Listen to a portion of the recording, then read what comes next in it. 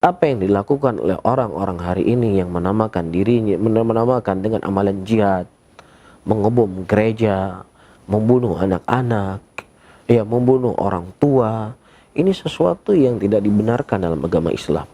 Bahkan dalam peperangan sekalipun, dalam peperangan ini ya, terjadi peperangan antara Islam dengan non-Islam.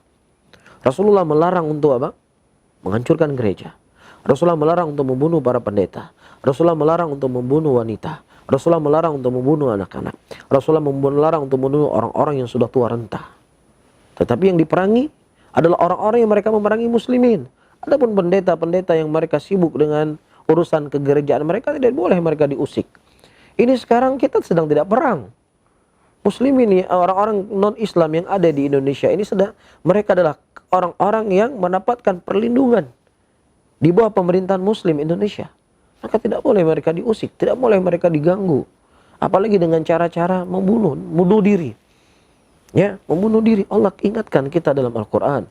La tulqu bi aidikum ila tahlukah wa asinu innallaha yuhibbul muhsinin. Jangan kau campakkan diri engkau kepada kehancuran. Berbuat baiklah pada dirimu sendiri. Sesungguhnya Allah mencintai orang-orang yang berbuat baik. Ya, dari kesimpulan apa yang saya sebutkan tadi, ya tidak akan mungkin Islam mengajarkan hal yang seperti ini.